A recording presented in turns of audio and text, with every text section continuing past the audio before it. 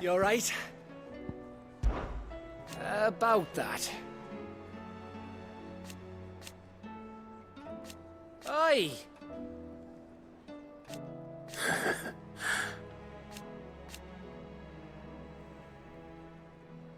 Let's see.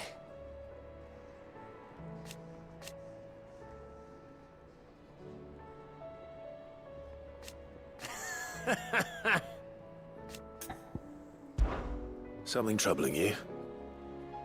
No more than usual. It's just... Etta's baby will be coming soon, and I wanted to make something for it. I'm sure she'd like that. Back in the north, families would always make gifts when a bairn was on the way.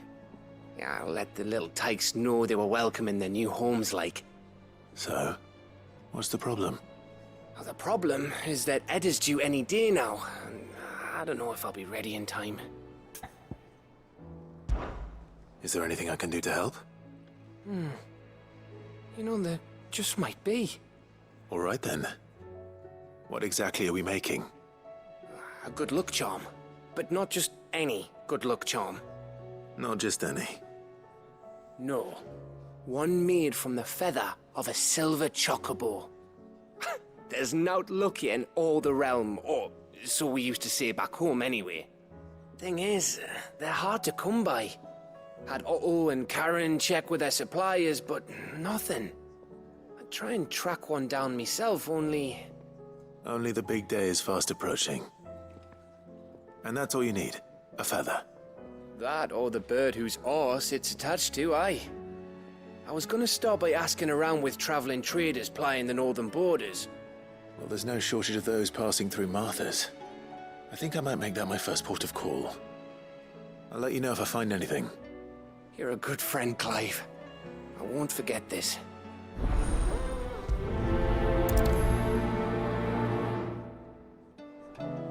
Can't say I've ever seen a silver chocobo myself, but I have seen one of their feathers. Look just like a normal one, only silver, obviously. Well, grey.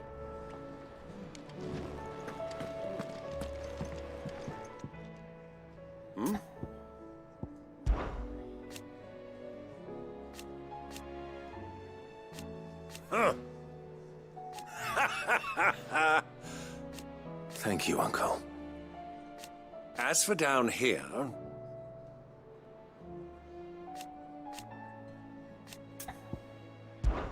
Clive, my boy!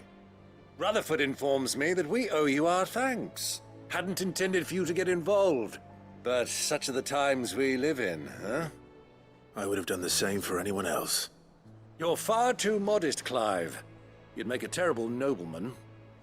But tell me, is the realm truly in as dire a state as Rutherford suggests? From what little I saw, you were right to be worried. I suppose I should have expected the worst. But I was rather hoping the great and good of the realm might have things a little more under control. Alas, it seems that firm leadership is in short supply these days, and without it, the people are bound to lose their way. We must move quickly. But where do we start? True, the challenges that face us are many. But in my estimation, there are two key areas to be addressed before any other. The realm's armies and her larders. As you've seen firsthand, it's every man and woman for themselves out there. Certain cities have banded together to try and maintain some semblance of order, yes, but such cases are few and far between. And yet, the only remedy for the chaos that faces us is unity. A unity that transcends even the borders laid down by our ancestors. In short, if Storm does not stand together, she will fall apart. But how would one even begin to unite the realm? The armies, my boy. As I told you already, we begin by restoring order among the ranks of those sworn to maintain it. Sadly, I doubt I could convince even the lowliest gaggle of privates to dig a latrine together. But I do know someone the High Commanders have been known to listen to on occasion. Field Marshal Eugen Havel. I thought he was retired. He was, until an Akashic army tore through Randalar and killed most of the rank and file. There is no man alive more capable. Literally. And as luck would have it, I've already spoken with him on the matter. Of course you have. And he's agreed to help. On one condition. That he first speaks with you personally. Havel has always been a man of frustratingly rigid principle, and he has certain qualms about clasping arms with, well, with an outlaw. I extolled your many virtues as best I could, of course, but the old goat was adamant that he be allowed to appraise you in person. You don't mind, do you, my boy? Of course not. As long as chaos reigns, we will never build a better world. I'll do whatever it takes. And if the Field Marshal wishes to speak with me in person, then so be it. That's the spirit. I'll leave for Randalar at once. Would you send a Stolas? Of course. Rutherford is already in the Dalmekian capital. I'll have him tell Havel to expect you forthwith. Excellent. Thank you, Uncle. No, thank you, Clive.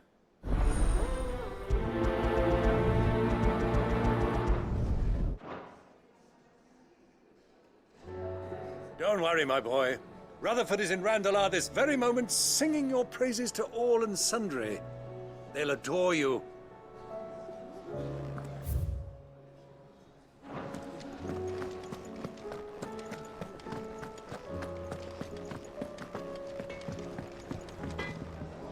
What do I owe the honor? So, will it be? Anything else? Yeah. Crack the crystal. Not a very good one. But then...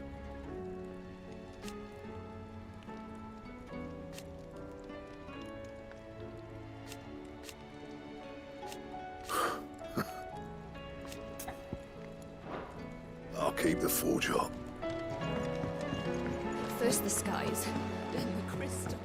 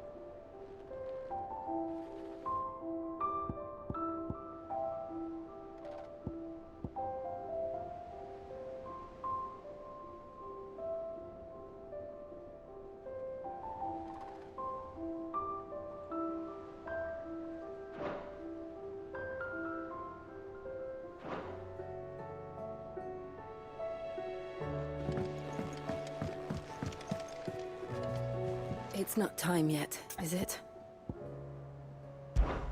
Be strong, Clive.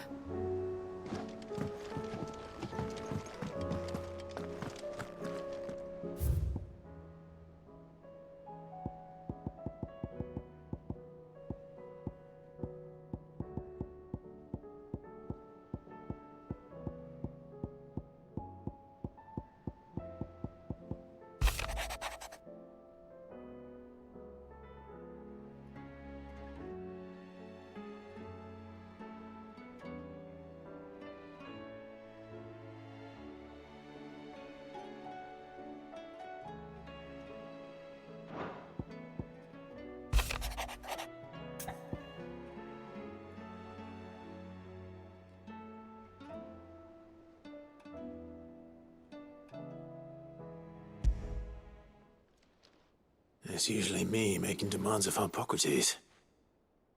I wonder what this is about.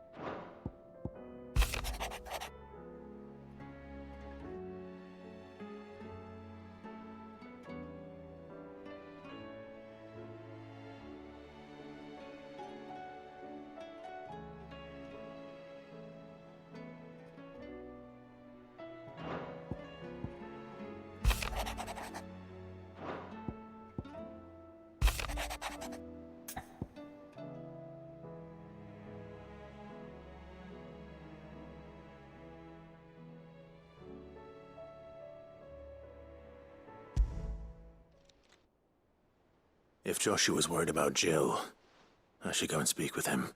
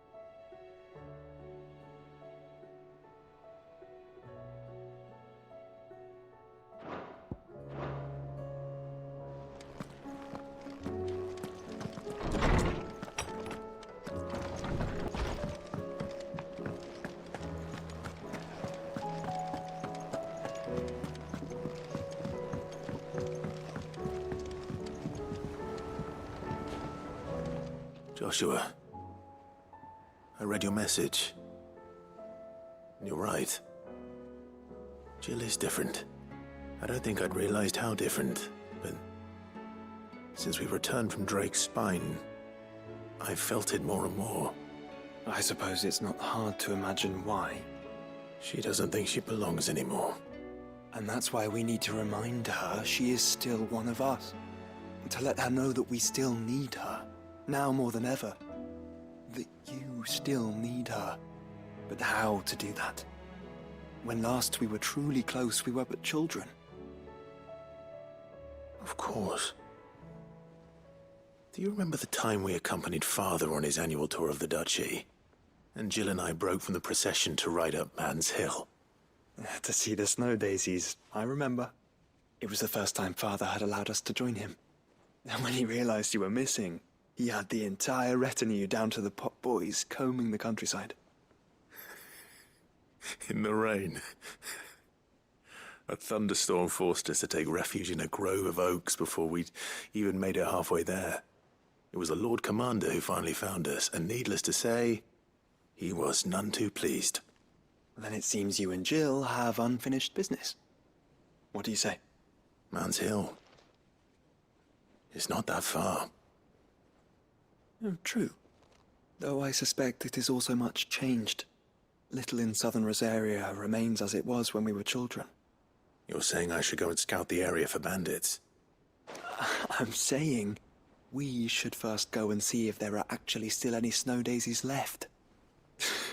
What would you do without me, Clive? I can't say my travels ever took me back to Man's Hill. I'm curious to see how it has fared.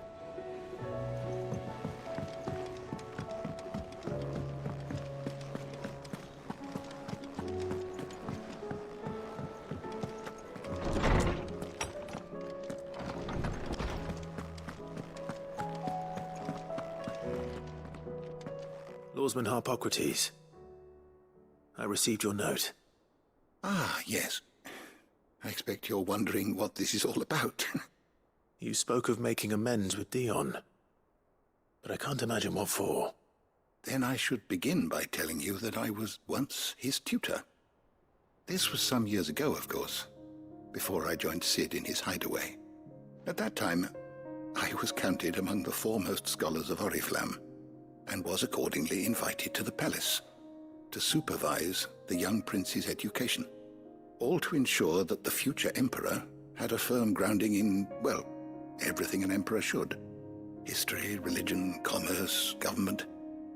Alas, our time together was cut short when Dion left to join the dragoons, his studies no longer being deemed necessary. I had not expected to meet with him again, least of all here. Have you spoken with him? No, I have yet to find the right moment. His Highness always seems so preoccupied, especially when alone.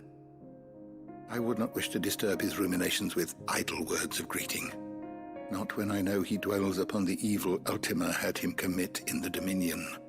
The guilt weighs heavily on him, I know. But as you say, that was Ultima's doing. Surely you can't blame yourself.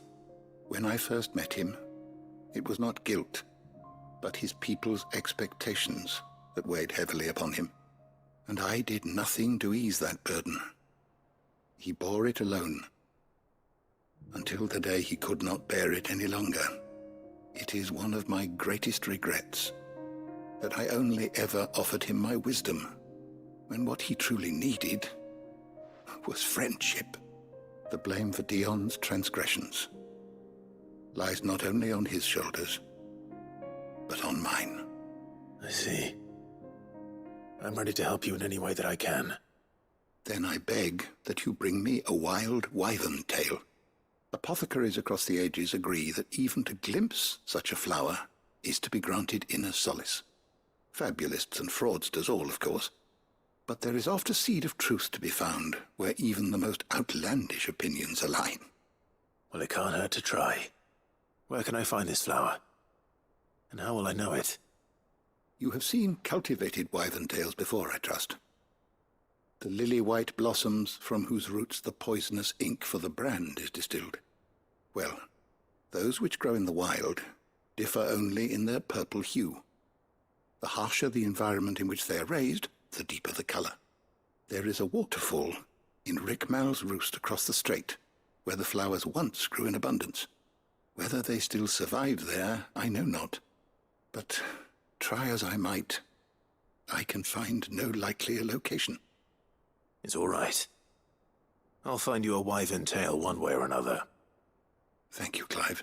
And please, be safe.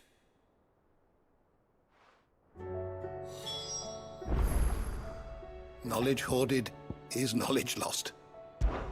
Despite scouring the shelves, I have found only one reliable reference to a place where wild wyvern tails are known to have grown. But it is in Waloed, by a waterfall near Rickmal's Roost, as I told you.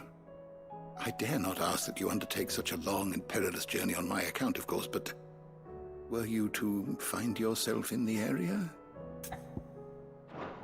Thank you for indulging an old man.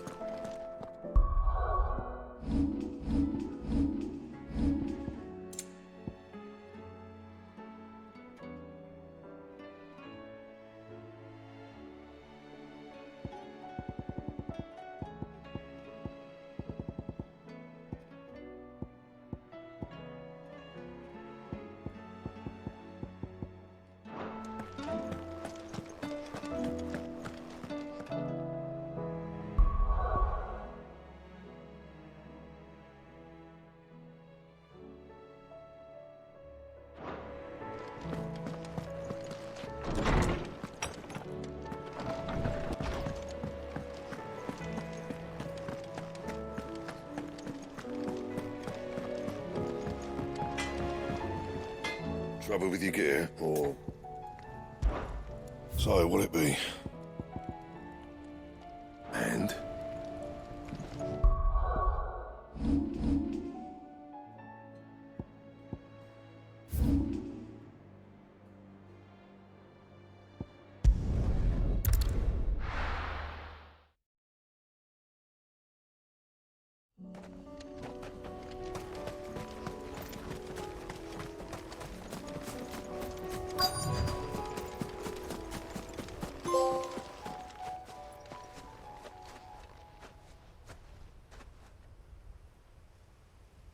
This is the place, but... I'm sorry, Clive.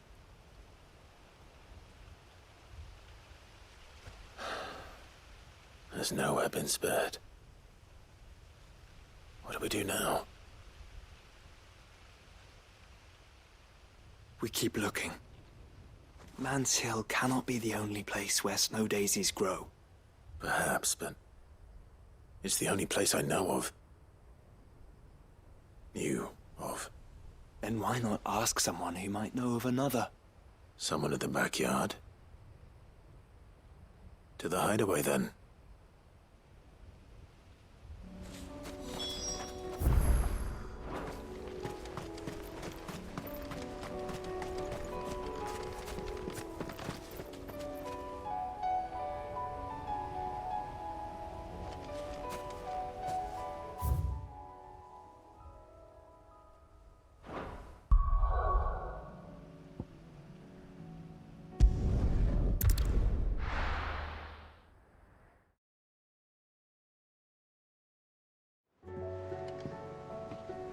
Let's hope one of the gardeners knows where to find snow daisies.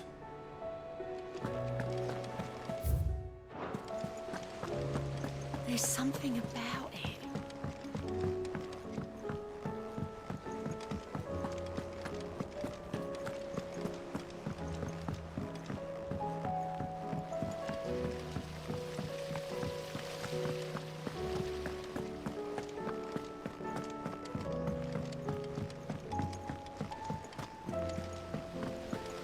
Do you think Sid will tell us about his adventures in Ash?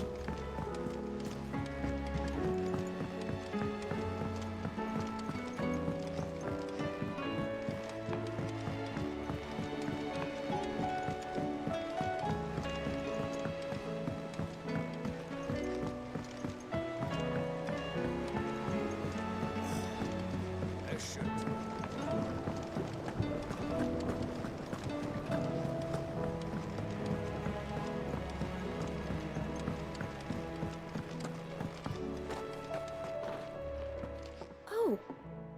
What brings you down from the heavens, Sid? I need your advice. Joshua and I are looking for a place where snow daisies grow. Preferably in abundance. Snow daisies. Then you'll want somewhere not too hot and not too cold. And where the winds are strong enough to carry the seeds.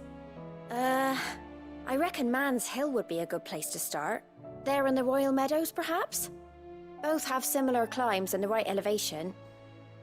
If the Blight hasn't claimed them yet. Right. Thank you. Did you learn where we might find our flowers? The gardener here mentioned the Royal Meadows in Sambrac. Ah, the fields beyond Northreach. Well, if that's the case, then Yote was right. I recalled that she kept a record of our travels, you see. So I asked her if she'd perhaps noted anywhere that snow daisies grew, and she mentioned Oilerfeist Bay. Whose shores border the meadows. Off we go then.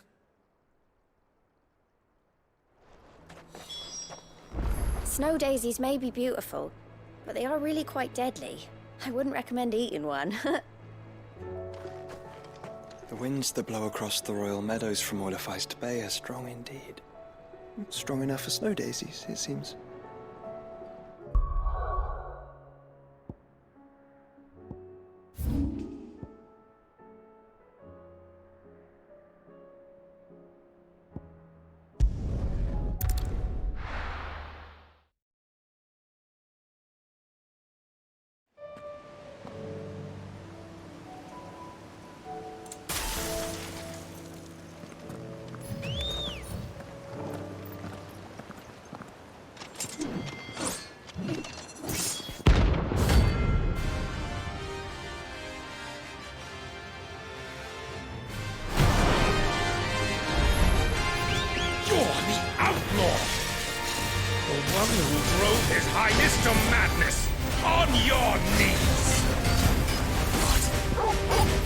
He hasn't heard. And he doesn't look like he's willing to listen.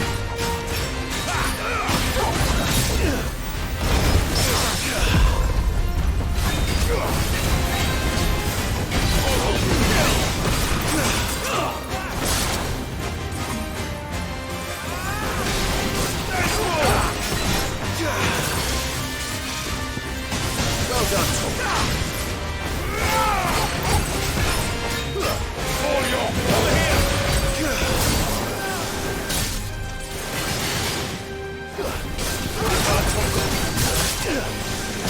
Only your death now!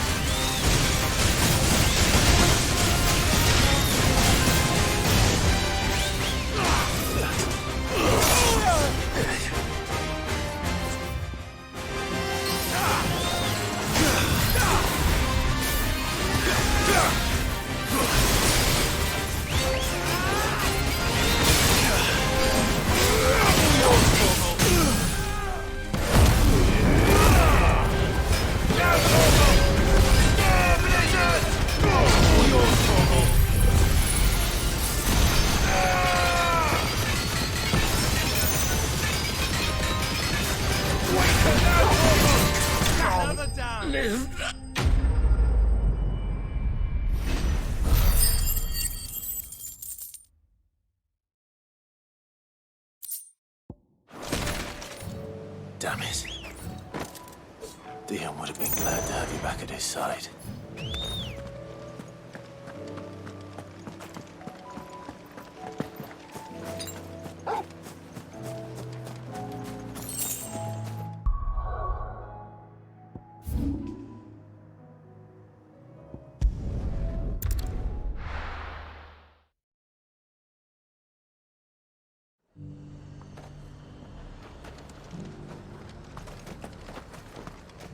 Got any more of those special elixirs? Better already.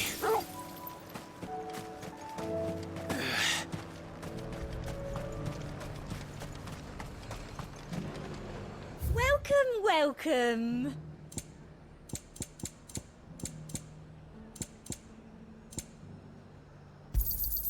I do like a customer who knows what he wants.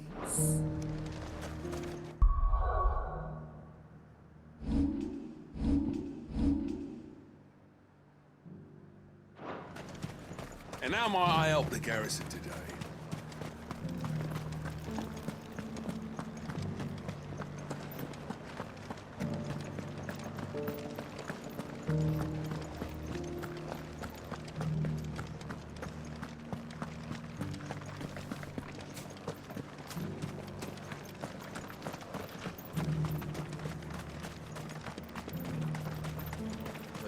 The Duke has pledged to work with the people of Northreach to rebuild.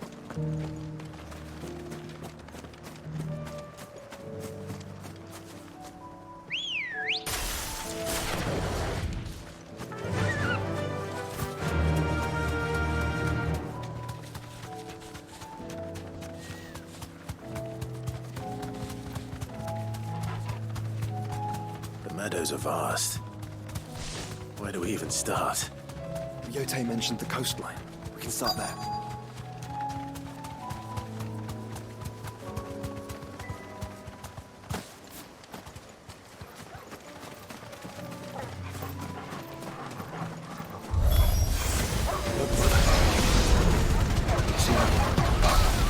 I do. Flowers. And our friends.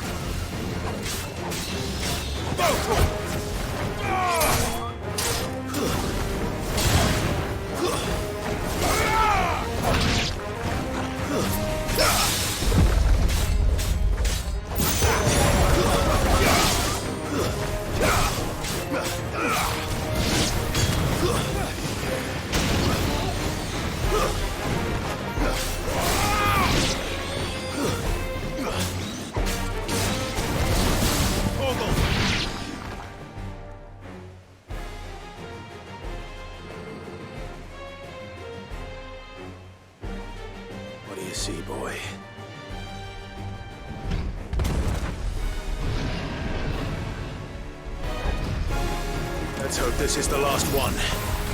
Only one way to find out.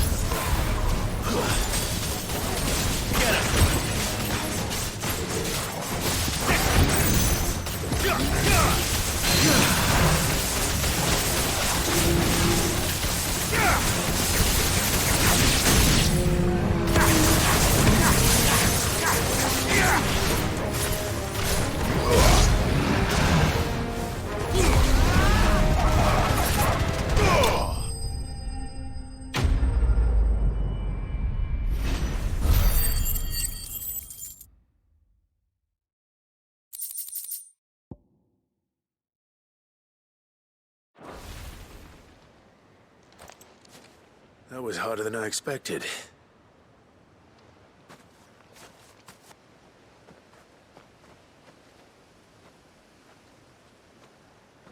But found her. It was worth it. They're beautiful. Do you think Jill will like them? She'll love them. Come on. Let's go.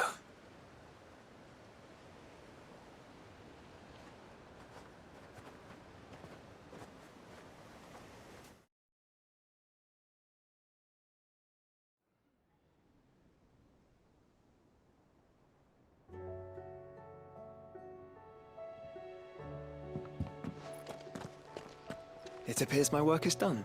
The rest, as they say, is up to you. Well, you and the skies. We wouldn't want another thunderstorm now, would we?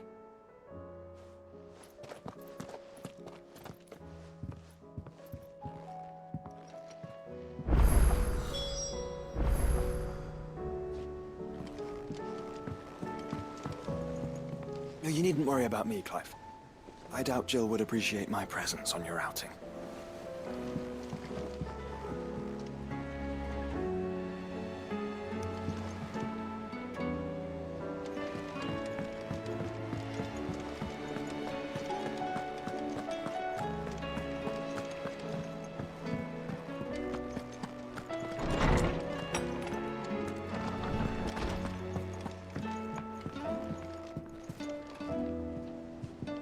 Jill, there's something I'd like to show you.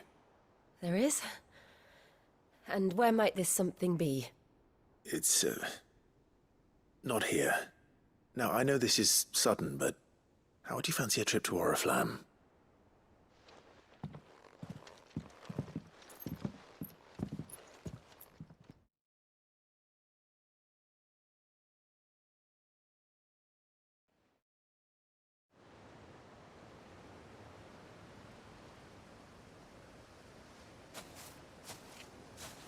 There are so many. This is what you wanted to show me. I don't know what to say. You don't need to say anything. The smile on your face is enough. We've been worried about you, Joshua and I. Do you remember when I took you to Man's Hill? Or tried to? How could I forget? You saw me crying and thought a change of scenery might lift my spirits. In the end, it earned me a nasty cough and a stern scolding from your mother. But I felt wonderful nonetheless. I'm sorry. I had no idea what I was getting us both into. But I couldn't bear to see you like that. Before we left, my chambermaid told me she'd overheard your mother talking about my marriage prospects with some of the noblewomen at court. They were debating whether it would be more profitable to marry me off to one of the high houses instead of saving me for the ducal line. No one thought to ask me what I wanted. I was nothing to them. A pawn at best. I felt so trapped, so lonely. I didn't know. But I wasn't alone. You were there. Your hand in mine as we ran for those oaks. And I knew then, no matter what happened, I would be all right. I'll never forget that feeling.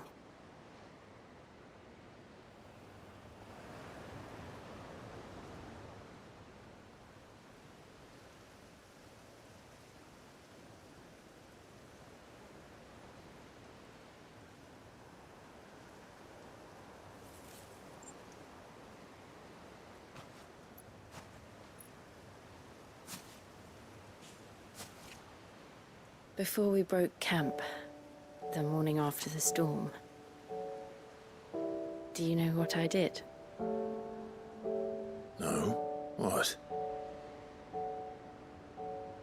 I slipped away from my governess to climb the tor. And from there I saw a sea of petals, all reaching for the sun. And I realized no matter how terrible the night, dawn would always come.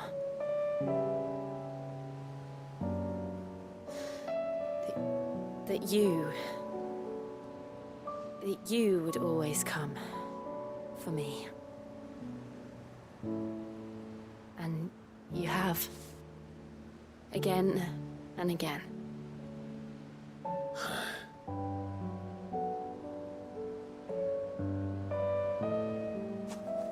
Where do you see us? When all this is over?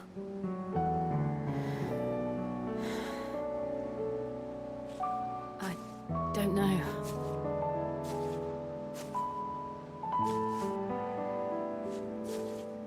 Not here, though. I think I've outgrown the twins. After everything we've been through, the realm just seems so small. I'll need some space to spread my wings. Then that's what you'll have. And I'll stop at nothing to see that you do.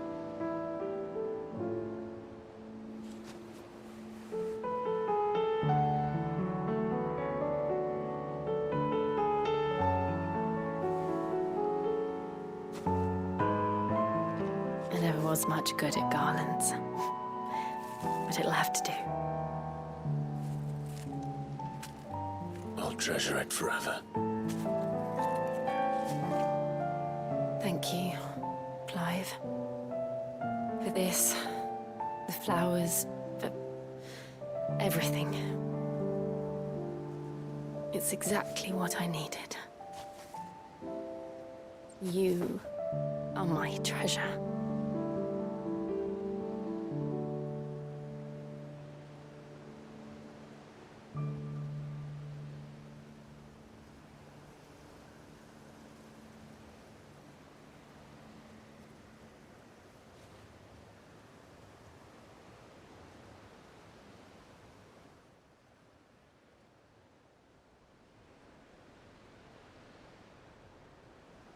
We should probably be getting back. I expect the others are wondering where we are. You're right. There's still much to do. And we'll do it together.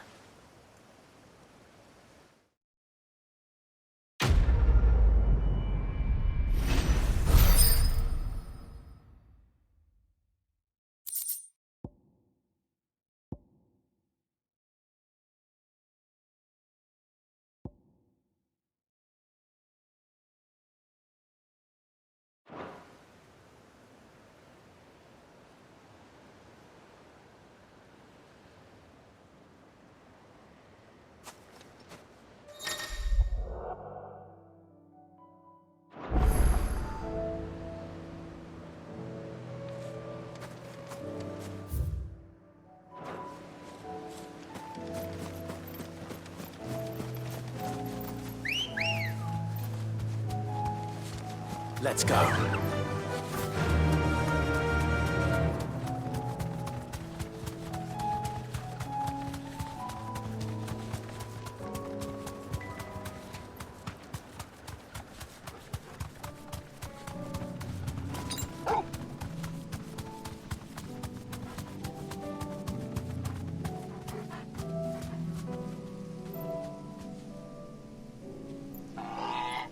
Thanks, girl.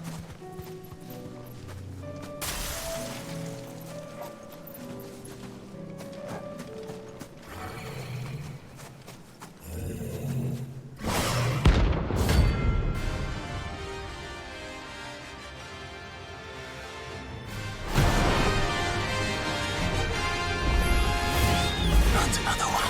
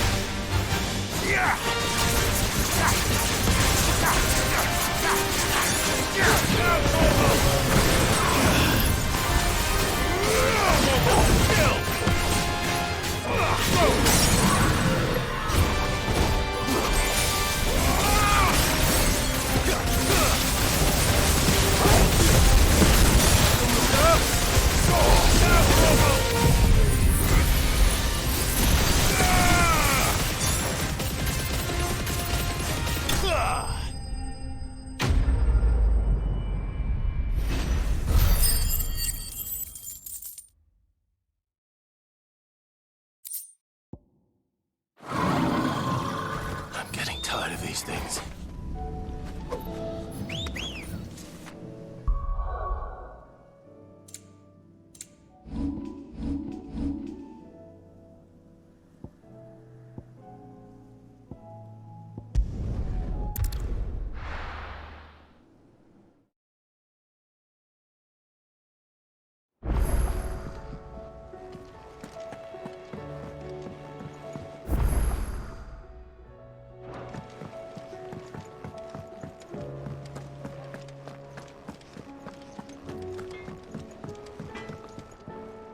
Trouble with your gear, or... What's Sancfordian, dear? Not bad, if I do say so myself. That it? Fine.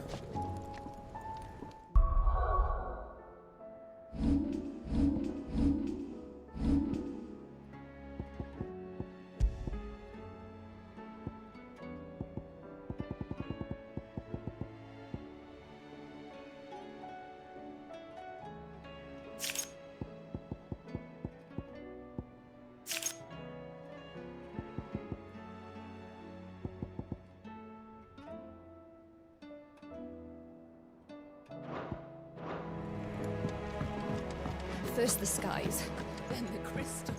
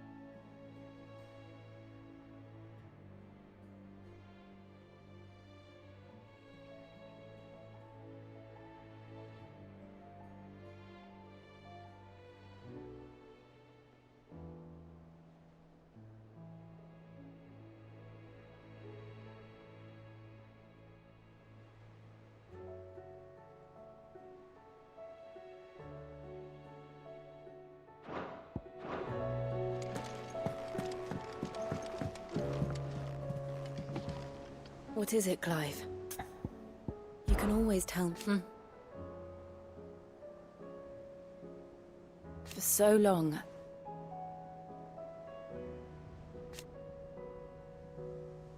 So when this is over...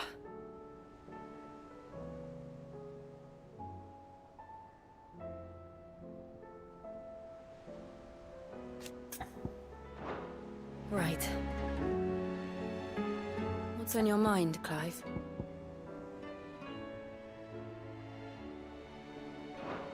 Be strong, Clive.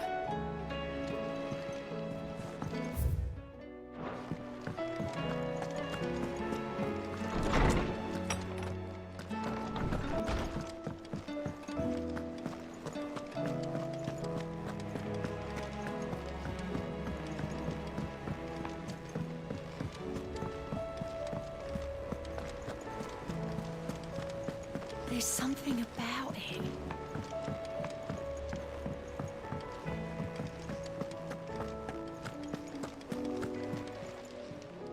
Welcome to the Patron's Whisper. Is everything we've received and everything promised?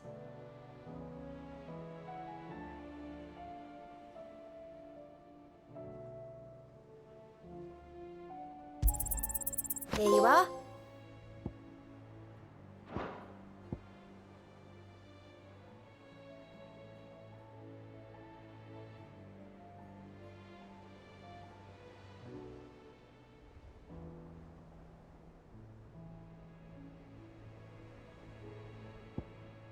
All done?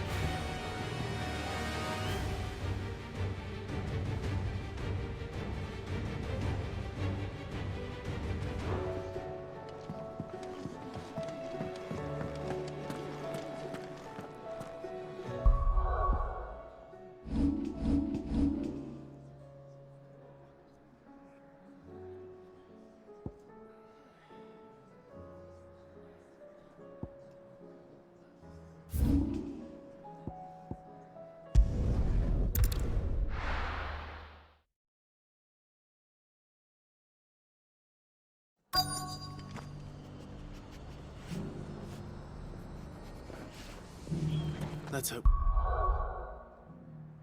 One of the merchants here has what Gav needs. Excuse me. I'm looking for something. Oh, well, then I'm your man. A silver chocobo feather.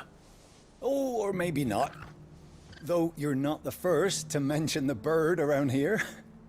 There was a man stopped by the rest not long ago, claiming he was attacked by a silver chocobo near some gutted hovel not far from Eastpool.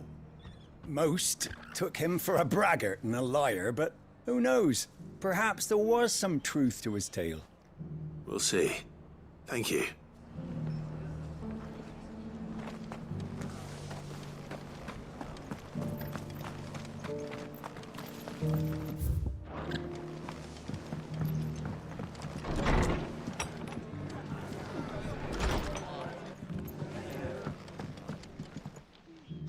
Just about surviving, are you?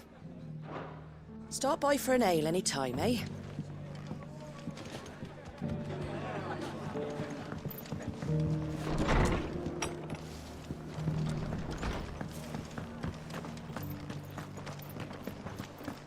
Just because the heavens have gone to rack and ruin, it don't mean we have to. How do, traveller? You've the look of a man who could do with a new whetstone. Or perhaps a bawdy etching of the Vicerine. Maybe another time. I'm looking for a silver chocobo feather. If that's the case, rumours are all you're likely to find. No one has seen a silver chocobo for years. Word is they were all hunted for their feathers. Some northern nonsense about bringing good luck. Didn't bring them much, nor their bows. If any are still out there, I reckon they'll be doing their damnedest not to be discovered. You're probably right. Thank you anyway. The hills around the rest are crawling with wild chocobos. If you're not too picky about the colour of their plumes.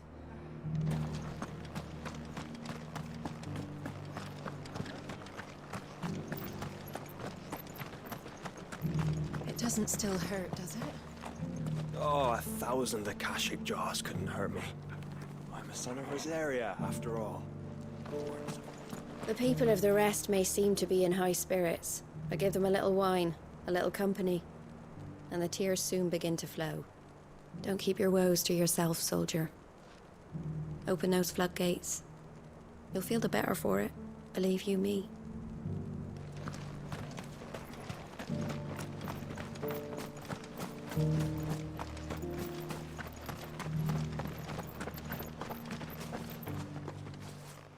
Can I help you with summit? You wouldn't happen to sell silver chocobo feathers, would you? I deal in fruit, not fancies. But if it's fancies you're after, I suggest you try Rhiannon's ride. Was a silver chocobo seen there? Oh, yes. If you believe the ravings of a madman. It wouldn't be the first time. A silver chocobo sighted in the hills near Rhiannon's ride. It sounds almost too good to be true. But since I'm already here... Every few years someone comes along claiming they've sighted a silver bow, but the truth of the matter is, there ain't no such thing. You'll find nothing but bloodflies and bandits on Rhiannon's ride. Mark my words.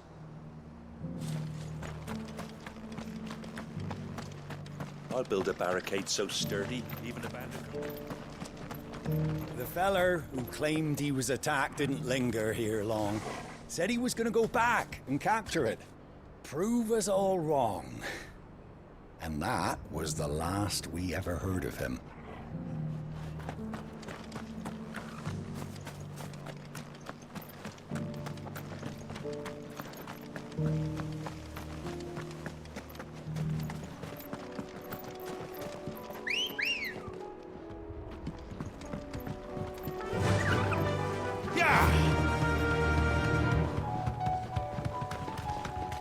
Can hardly make out.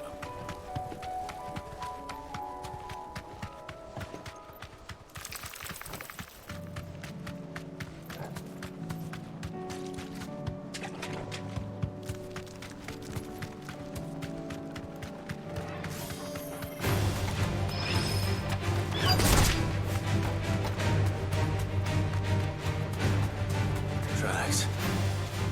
Not left by bandits for a change.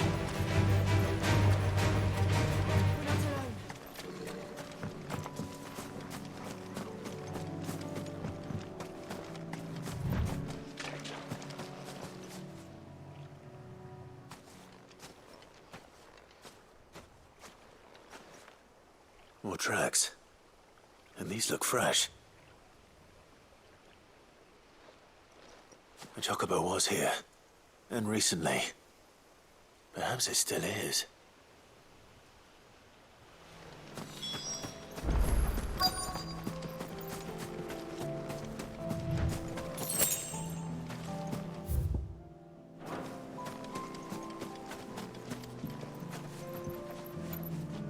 I don't hear anything.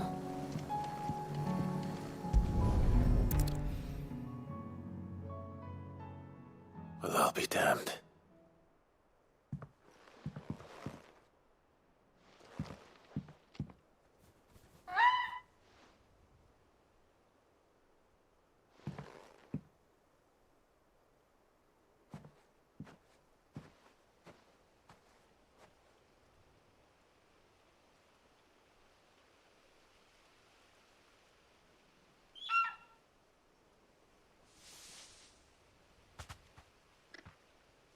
It's all right. I'm not going to hurt you. Just borrowing a feather for my friend.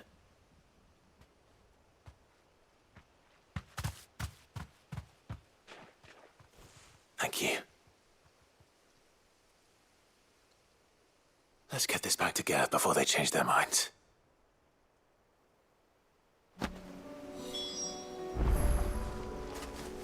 No use calling Ambrosia now.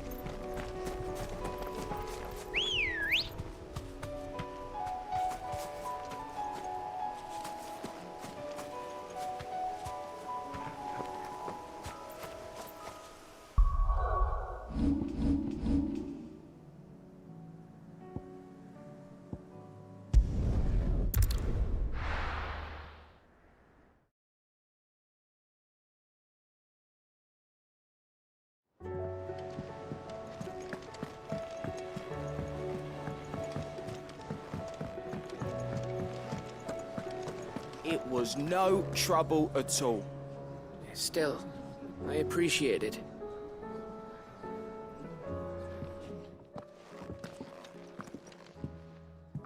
Clive, you're back. How'd you get on? Any luck? Any luck, you say?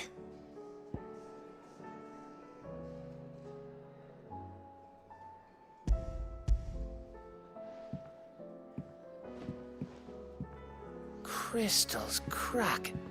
Is this what I think it is? Where in the hell did you find it? It's a long story.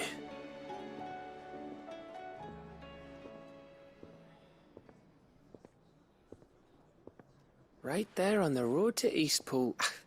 Who'd have thought it? Everything up there's been abandoned for years. The empty cabin made for the perfect shelter. Though I fear my presence may have forced the poor creatures to look elsewhere. Don't blame yourself, Clive.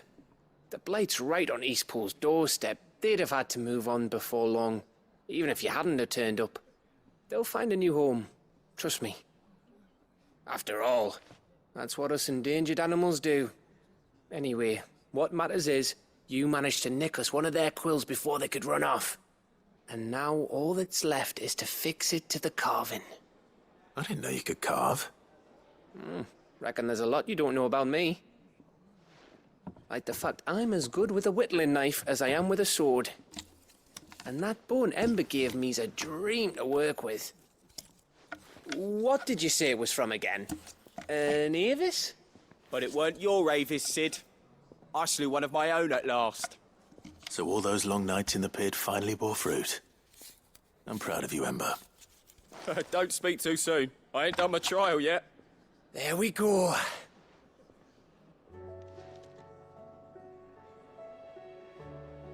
What do you think? I think if you ever hang up your scouting cap, you'll be able to make an honest living. Oh, will I? I should go and see if Ed is awake. Give it my best. You can give it to yourself. Come on.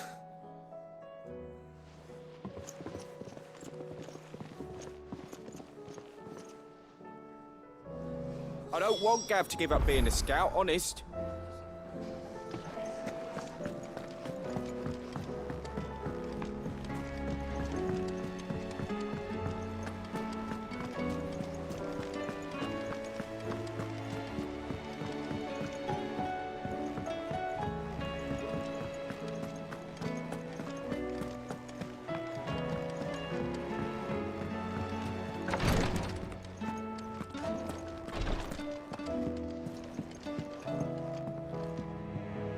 Greetings, Lord Marquis. My lord. I am. I do not doubt it.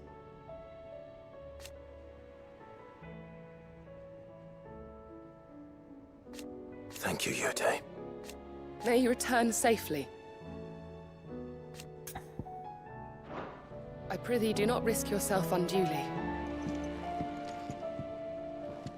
Ah, me lords. How are you feeling? Well, thank you. Is something wrong? Wrong? No, nothing like that. What it is, Go on, please.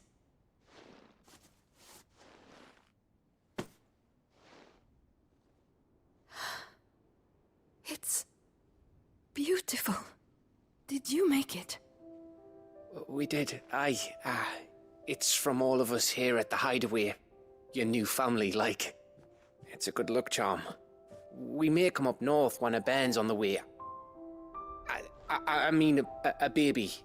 To let him know that they're part of the family too. Oh, I hope you like it. I don't know what to say. I thank you, me lords, for everything. If there's anything you need, just let us know.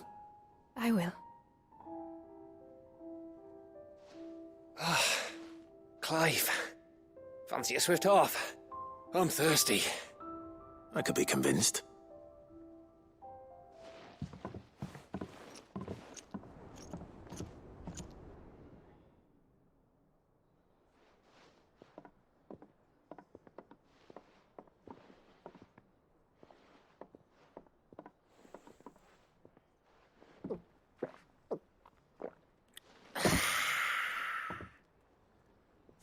Don't you think you've had enough?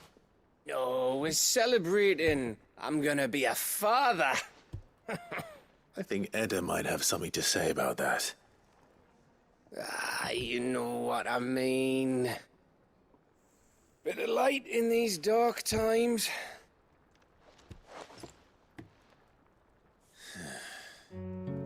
Wasn't long after me 10th name day. My mum told us she was with child again. I was over the fucking moon. I was looking forward to having a little one to lord it over, what with me being the runt of the litter. Thought I'd finally have a chance to prove to the world that I could be a big brother.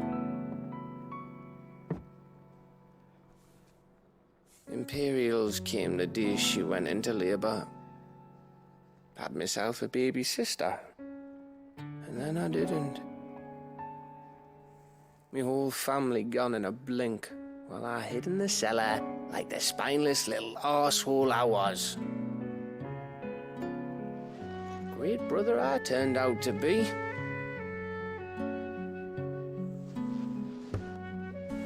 I'll never be a leader. And I'll never be a hero. I'm just a daft little dog who comes running when his master calls. I'll never be like you, or Sid, or Jill, or even Torgal. Have you finished? Maybe.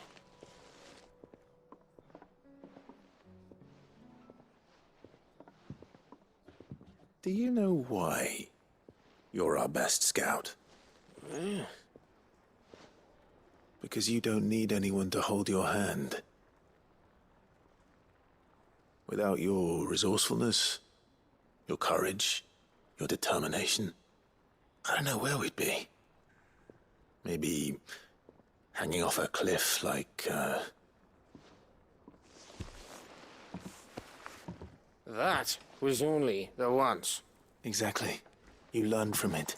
And here you are after Founder knows how many missions, stronger for everyone. And let's not forget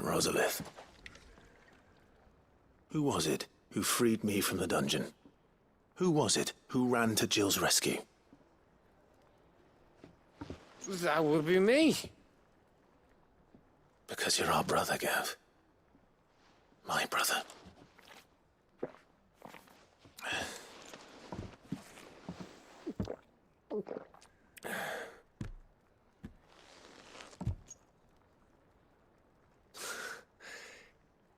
Your brother.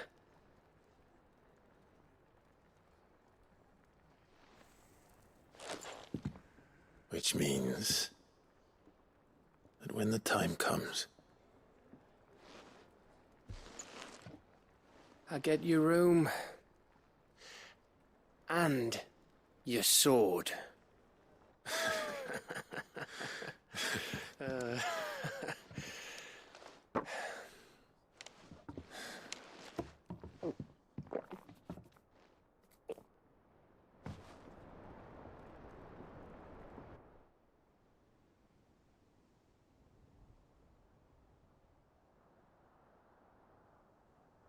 I may have had one too many.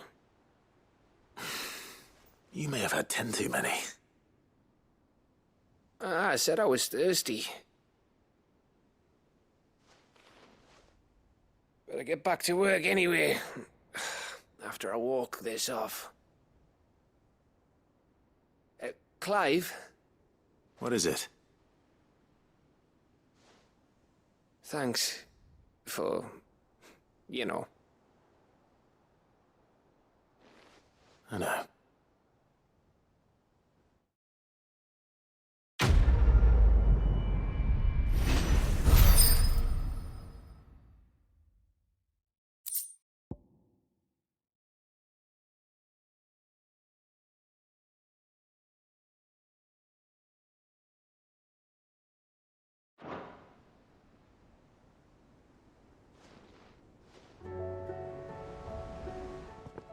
One of these days.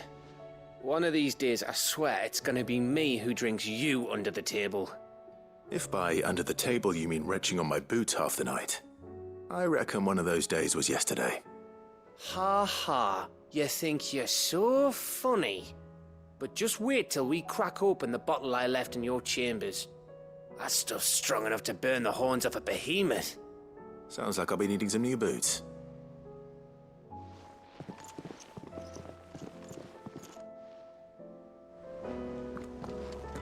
Do you think they'll come back?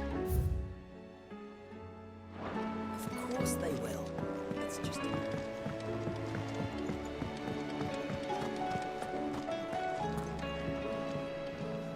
How's it gammon?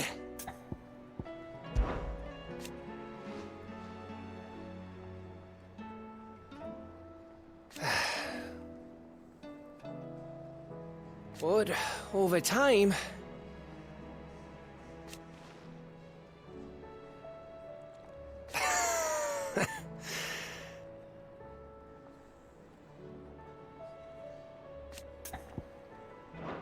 Give that bastard hell.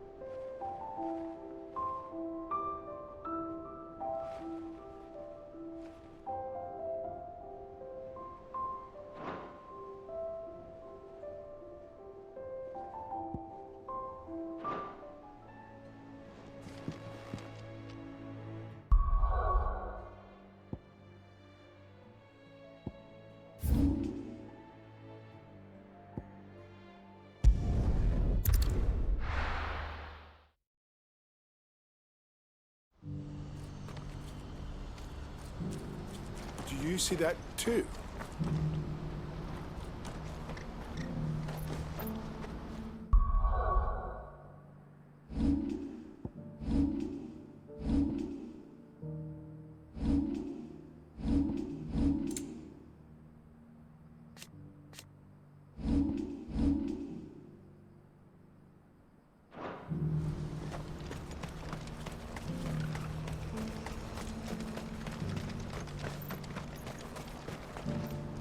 Good day, Clive.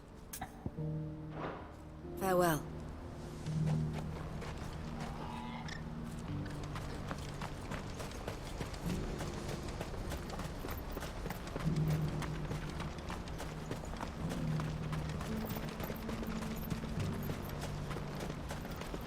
Papa? What is it? Oh, please. Just make it stop. I'm scared.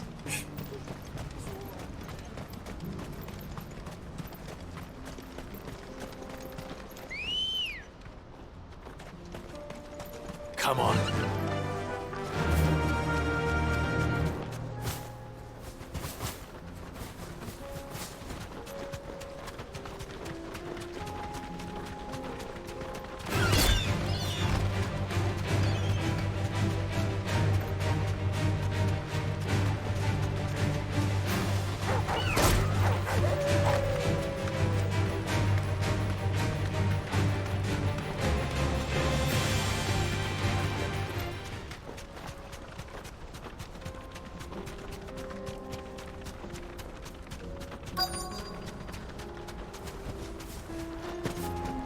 Can't be Rutherford, can it?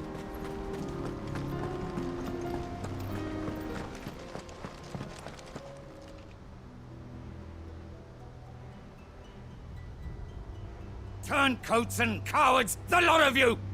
If it's a fight you want, it's a fight you shall have! Allow me. I don't need your... Please, Field Marshal, oblige him. This won't take long. You're right. It won't. Men, finish him.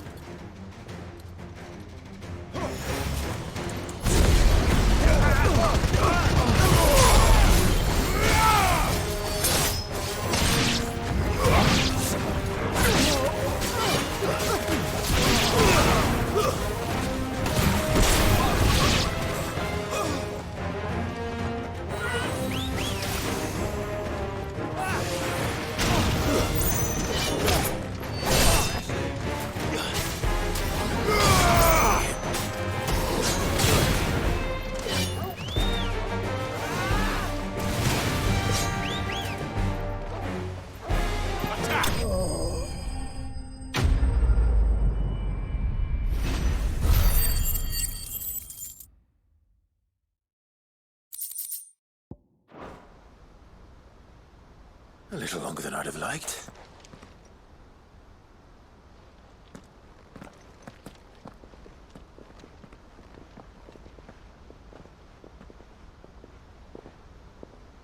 Field Marshal Havel, I presume. Are either of you injured? No, my lord. You arrived just as our escort turned on us. Fucking traitors.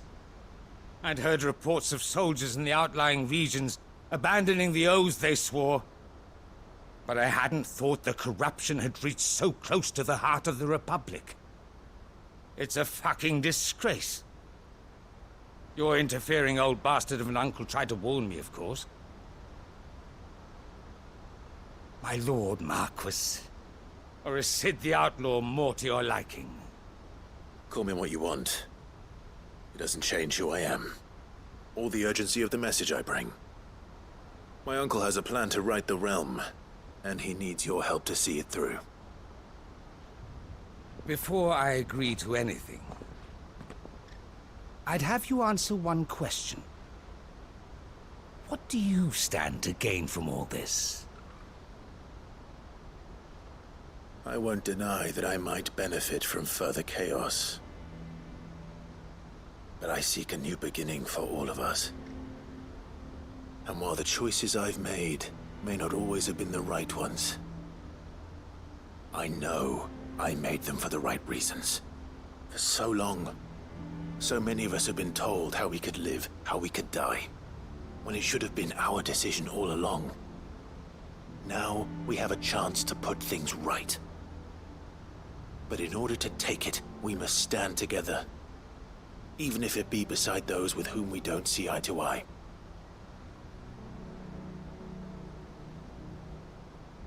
Certainly not the words I expected from an outlaw. But perhaps your uncle was right. You are no ordinary outlaw. I'll never hear the end of this. All right.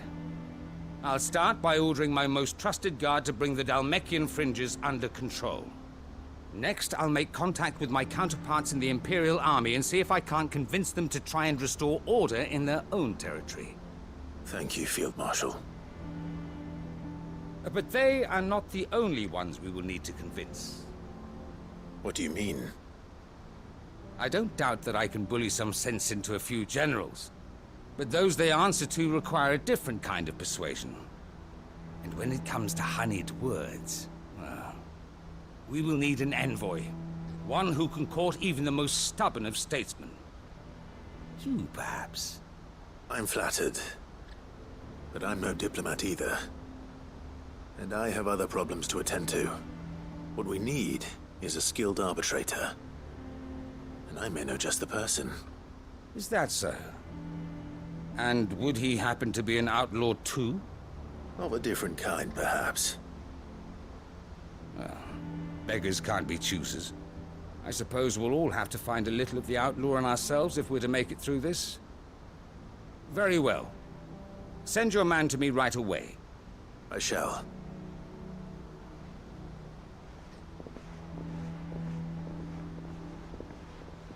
My Lord Marquis. Your Lord Uncle bade me escort the Field Marshal to his manor in Port Isolde. And I will see that my associate joins you there. Very good, my lord.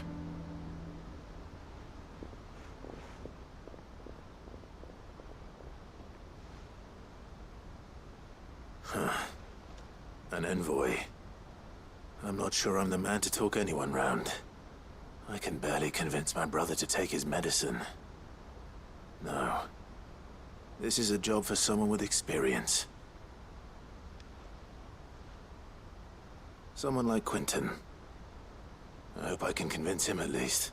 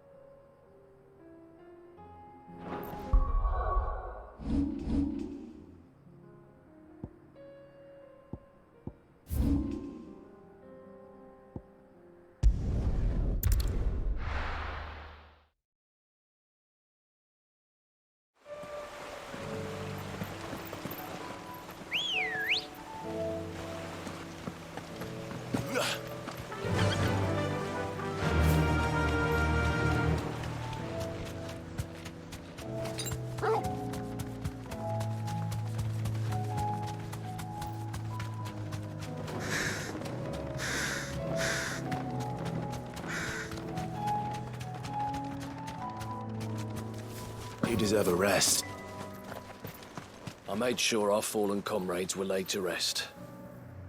And they can rest easy, knowing that their sacrifice wasn't in vain. That justice was done.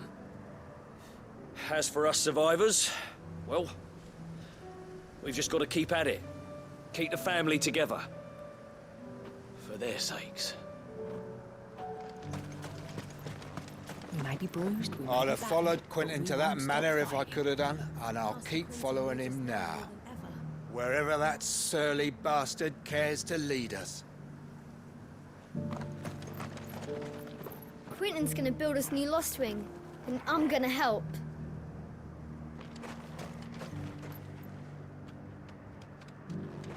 Quentin, I have a proposal for you.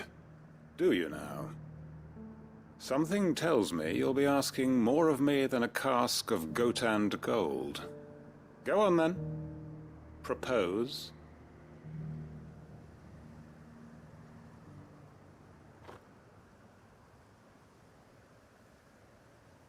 You'd have me convince the chiefs and chamberlains of the realm that they should simply swallow their pride and do the one thing that has proved impossible for thousands of years.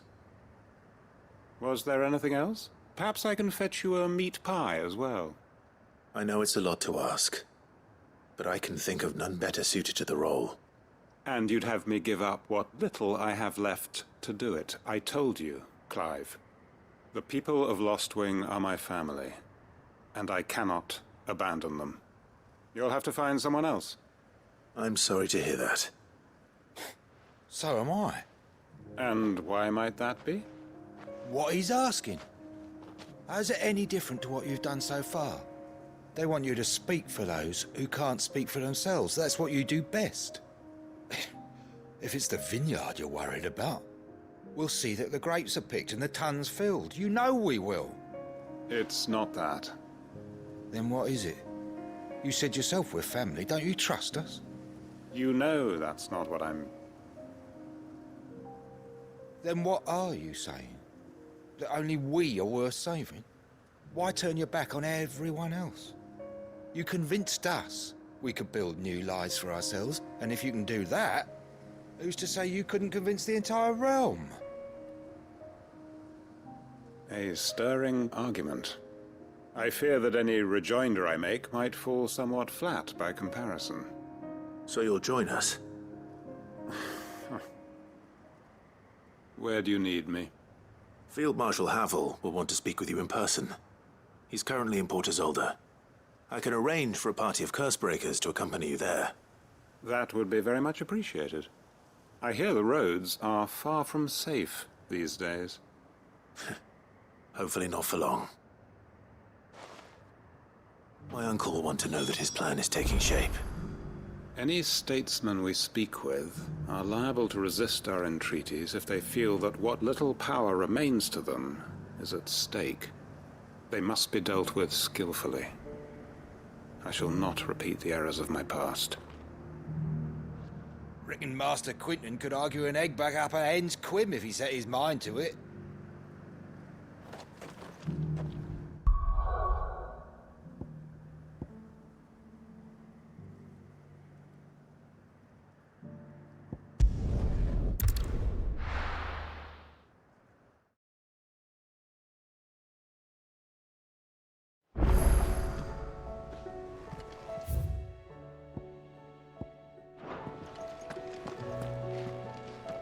Uncle, I bring good news. The Field Marshal has agreed to your plan. Ha! Of course he has. I didn't doubt you for a moment, dear boy. Rutherford is accompanying him back to your manor in Port Isolde as we speak. They will await your return there. As will one other. One other? Who, exactly? Lord Havel was concerned that even if he could get the realm's armies to agree to an accord, he might not be as successful in convincing those with political power. He asked if I might have a solution, and I suggested a certain Imperial Lord Magistrate turned Liberator. One of your co-conspirators? Master Quinton would probably call me one of his, but yes.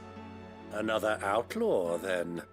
Just the thing we need to put these rotten politicos in their places. Good thinking, Clive. I'm glad you approve. The more the merrier, eh? Uncle, assuming Havel and Quinton can solve our problem with the armies, you still haven't mentioned how we might manage the grain shortages. Oh, don't you worry, my boy. The 7 high houses will be seeing to that. They have all agreed to make the most generous of donations. Oh, of course, it did take a little persuasion. But luckily I had some unexpected help. From who? Why, you, my boy. Rumor has it that you rescued the Lady Ariane's head steward Rockford from a horde of bloodthirsty bandits. It was more of a handful. Well, the old battle-axe was so pleased. She had a shipload of talents delivered to my private docks by the next new moon. And when the other houses saw the parsimonious old crone's purse strings finally loosen, they as good as tripped over themselves in the rush to follow suit.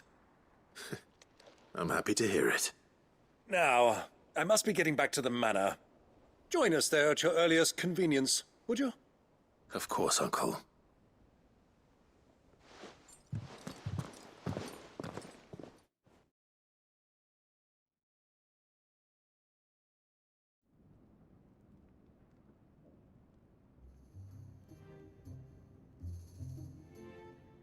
And how, pray tell, will we get that grain to the capital if the roads are still overrun with akashic? You'll find another bloody road. I only have so many men, and I'm not about to send them headlong into an ether flood. That is, unless you'd have them turn as well. Well, I'd certainly eat less. Says the man with a belly bigger than a band of curls. My soldiers actually need their rations. Without any food to keep them going, they'll be dead even before you've sent them on your fool's errand. If I may, gentlemen, perhaps I might suggest an alternative approach. Though supply routes are indeed disrupted, there is no shortage of ships. Indeed, they bob away in every bay from here to Randalar, awaiting a safe haven. Allow them to make port and fill their bellies full of grain. And once those who crowd the cities are fed, ferry the displaced back to the countryside to work the fallow fields. But I'm sure that you wish to continue your discussion. Forgive the interruption. Two such firm friends as yourselves need no help from the likes of me. Rutherford spoke fondly of the great bond between you. Us? Friends? I can't stand the man! Clive, I'm beginning to question the quality of the company you keep. And what kind of company were you expecting him to keep? The man's a criminal! Criminal? How dare you? You are not fit to breathe the same air as this fine, upstanding young gentleman. Upstanding? He calls himself Sid the Bloody Outlaw! Once more onto the breach.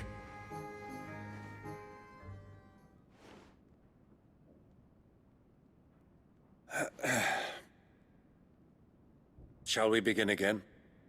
What we seek here is not to create a new nation, nor to claim the thrones of those that already exist. We wish simply to bring stability to the realm that mankind might weather the current storm. And to do that, we must convince those in power, the generals, the statesmen, the nobles, that our cause is just.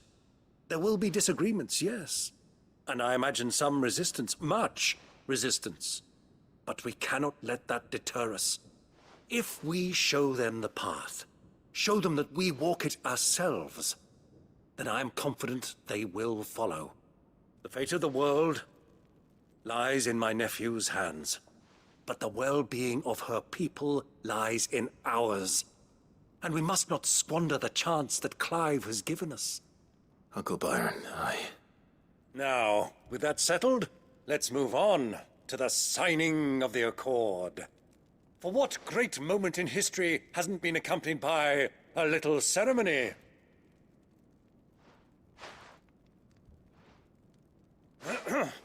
Citizens of Valisthea, I present to you the Triunity. Rutherford, Mike Will.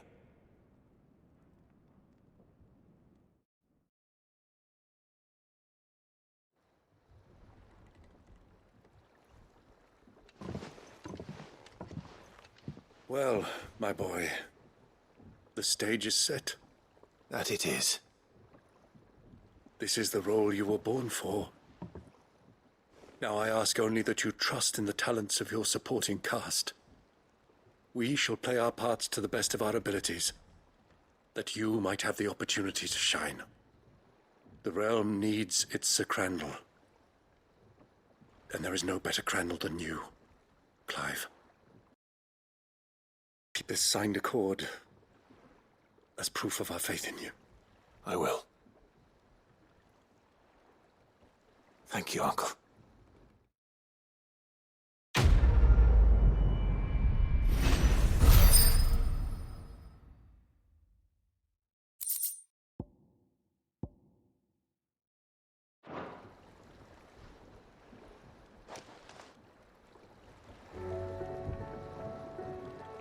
Sorry, can't take you where you need to get to, but the Argo and me will be waiting when you get back. What do you think that thing is? And how the hell is Sid gonna deal with that?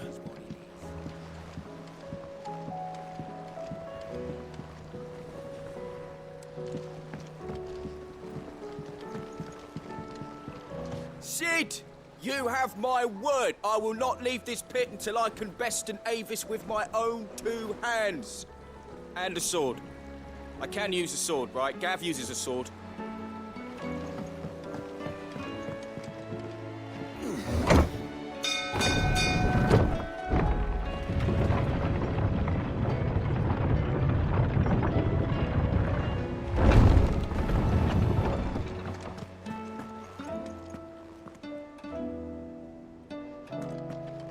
Do you think they'll come back?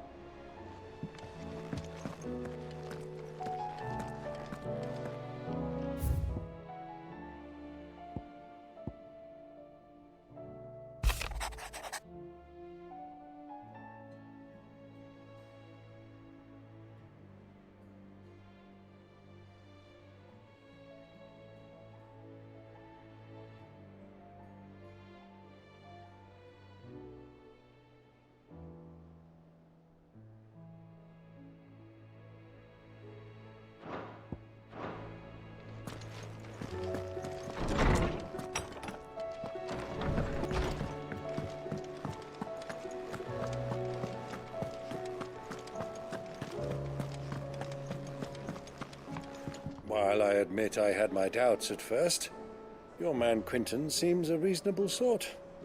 That and every moment he's talking instead of Havel, the better chance we'll have of setting things straight. You can trust in us, Clive, just as we trust in you.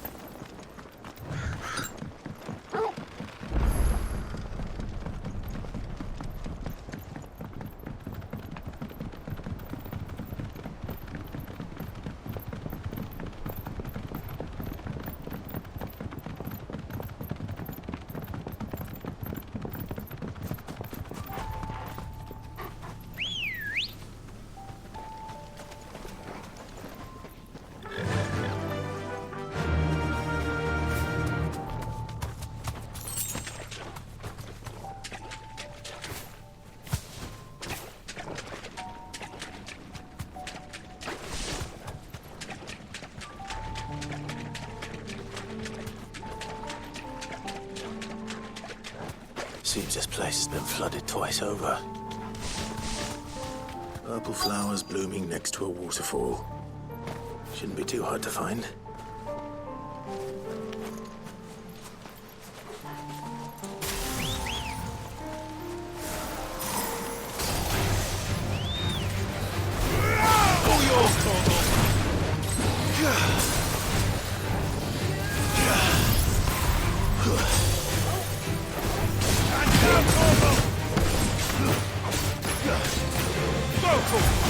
All yours, Torgal!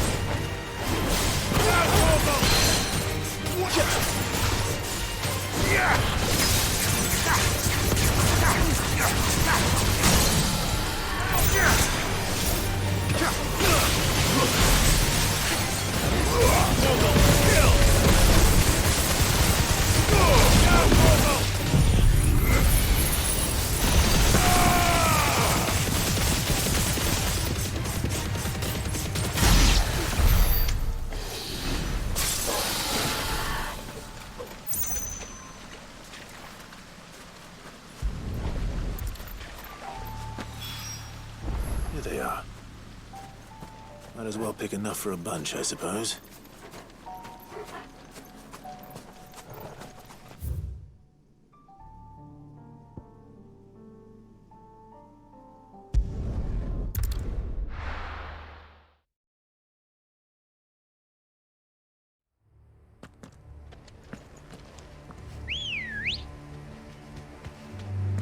Ready, go? Fly, Ambrosia.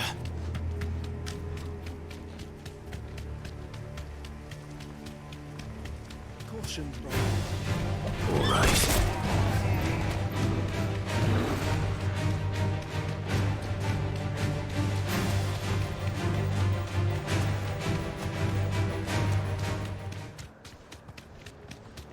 We're not alone.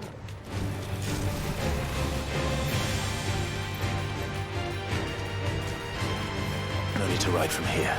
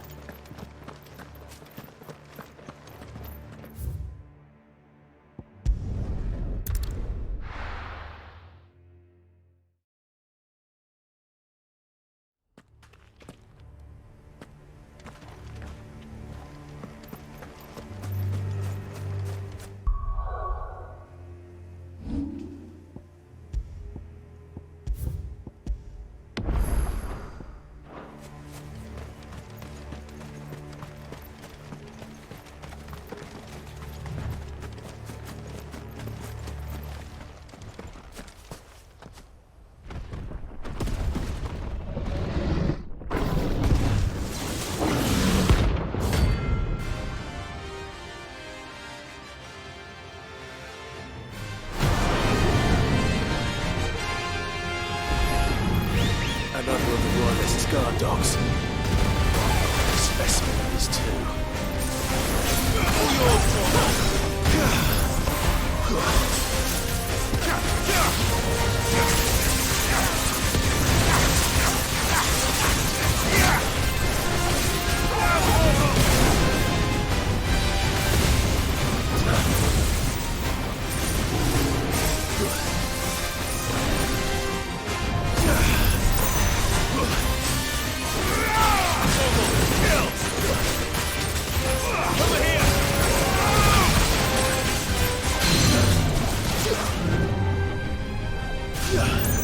To me, boy.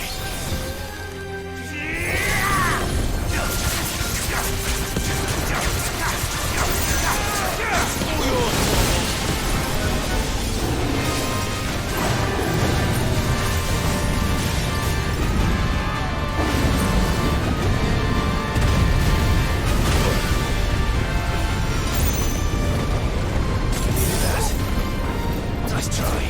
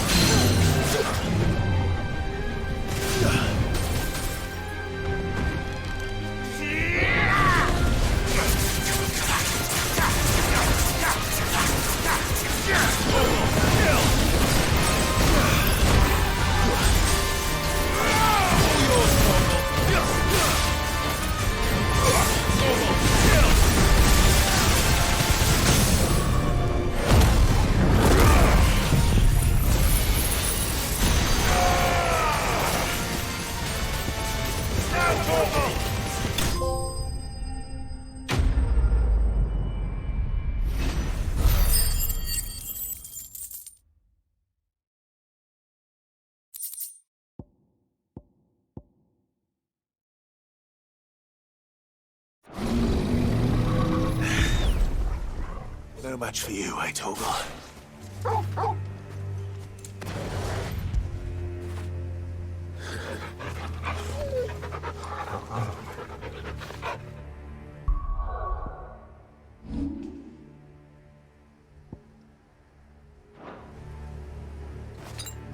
I needed that.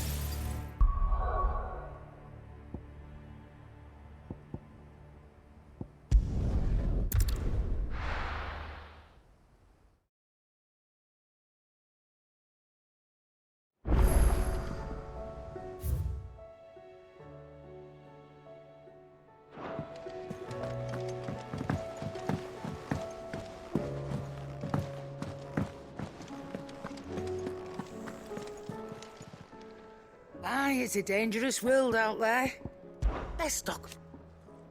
Ta-ra, then. Thank you, Karen.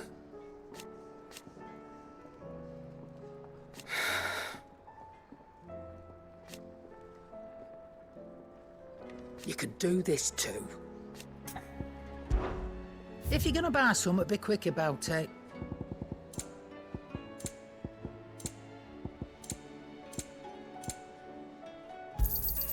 You'll not find a better price than that. It'd better all be here.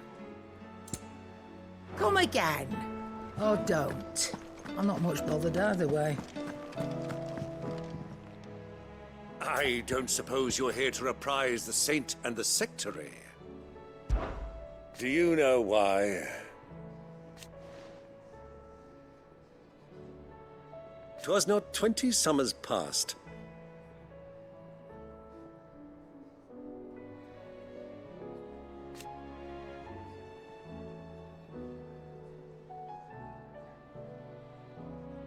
Your mother, the duck.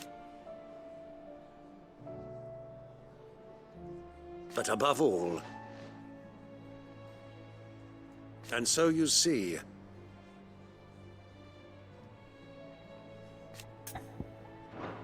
well, don't do anything I wouldn't. Here he is.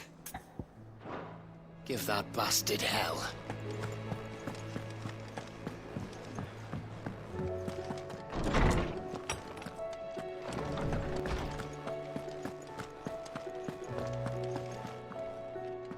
Oarsman, I found the flowers you were looking for. You did? I think I did.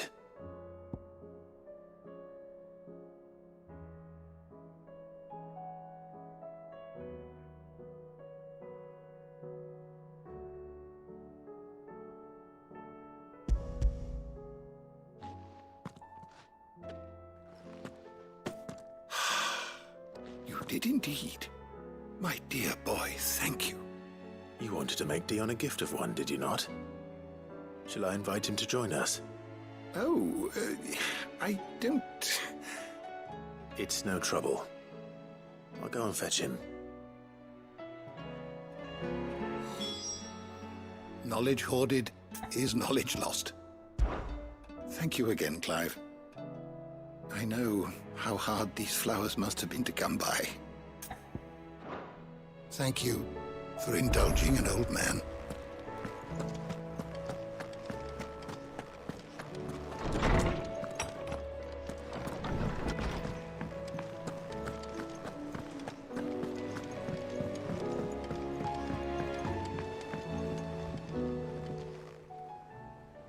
Your Highness, would you do me the honor of accompanying me? No.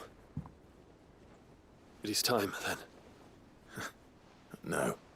Only to the shelves. Our lawsman has something he'd like to give you.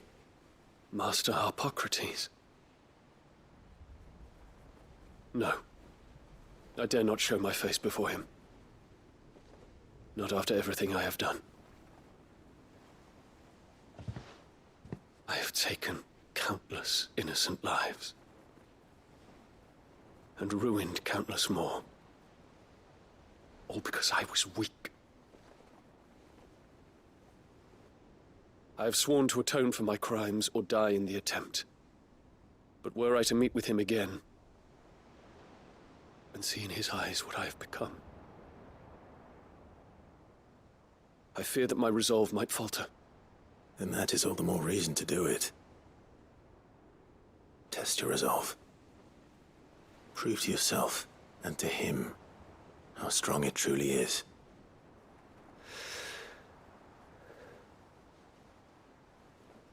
You are right. I must, at the very least, offer him my gratitude. Very well, then. Take me to him. Follow me.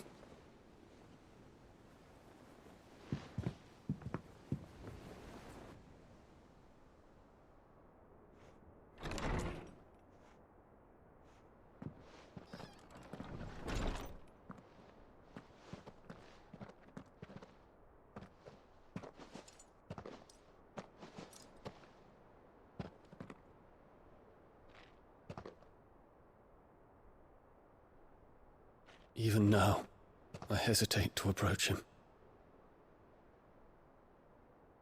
What must he think of me? You'd be surprised.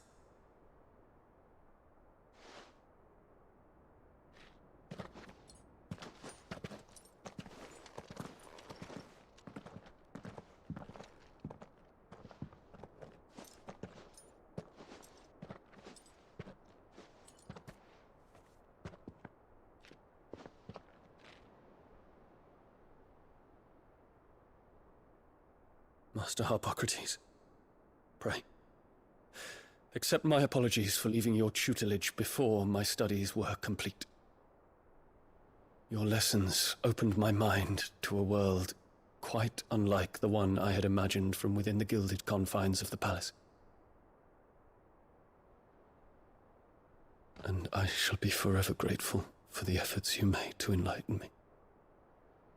Lift up your head, Your Highness. The deeds of youth require no apology. That you took the time to visit me says much about the man you have become. Now, there is something I would like to show you.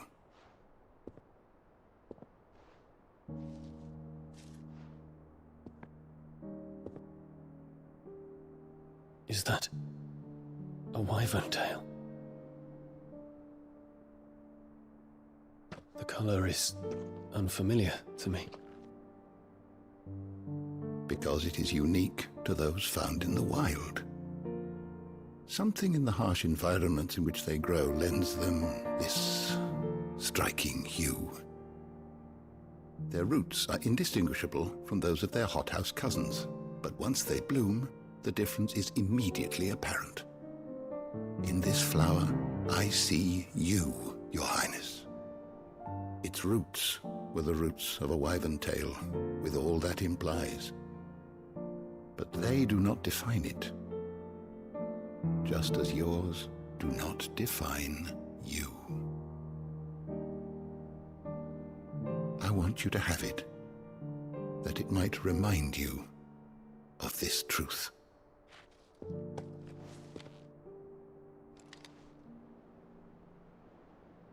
Master Harpocrates, I would ask of you a service. Keep your gift until I have fulfilled my duty to the realm, for only then shall I be deserving of it.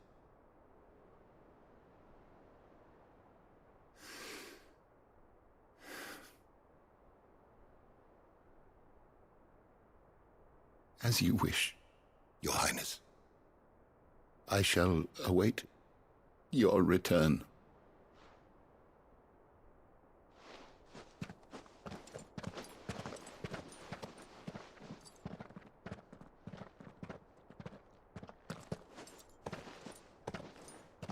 Our roots do not define us. No wonder my stepmother didn't like him. For reuniting me with memories I had thought long lost.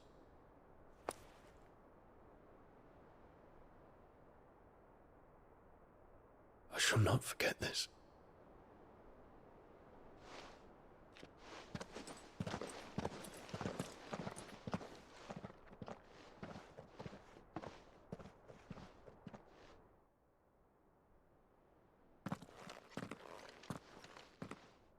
Thank you, Clive.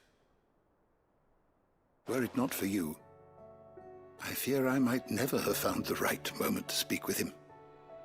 Not to mention the wyvern tales. I shall plant their seeds, that I might not disappoint His Highness upon his return. I hope the soil in the hideaway is to their liking. Why, these flowers bloomed in the bleak, black wastes of Waloed. I'm sure Nigel's yard will suit them to a T.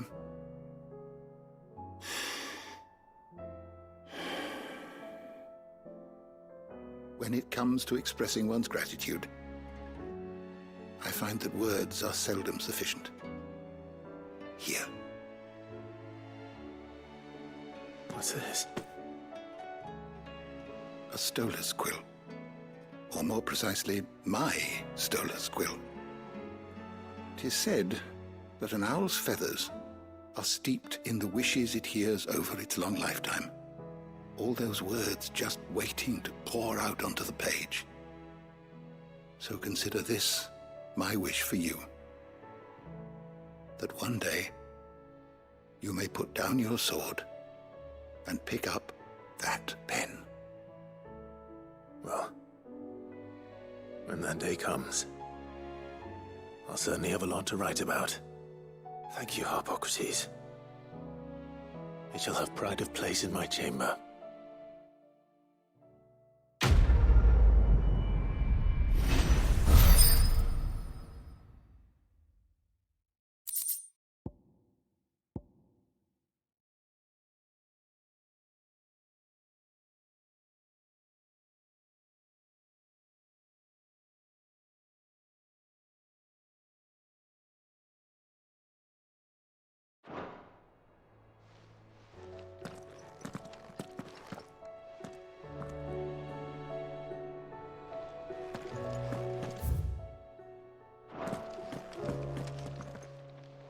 I was wondering when next you'd visit.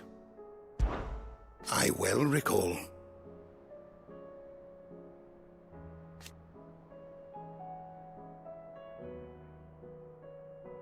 He truly believed.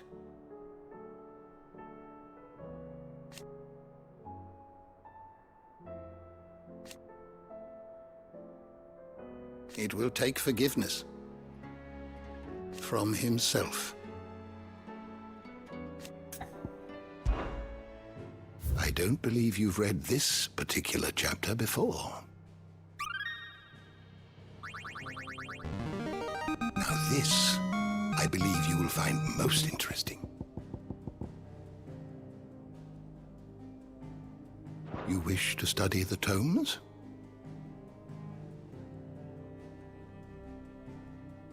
You are always welcome, Clive.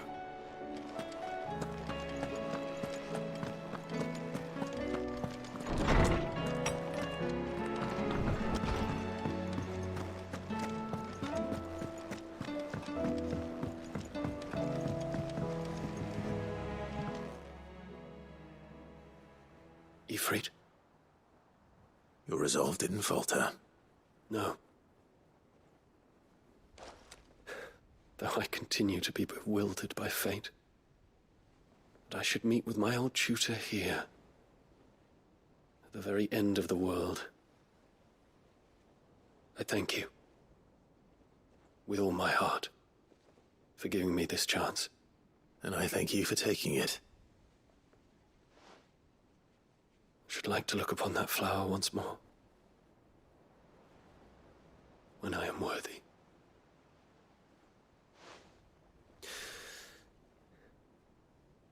I stand ready to leave for Origin at your word. May Grieger go with us. And see us safely home. Courage, Ifrit.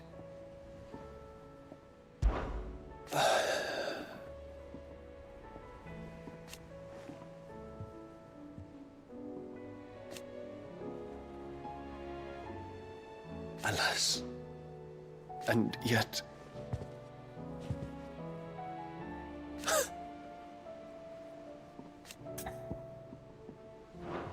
I await your word.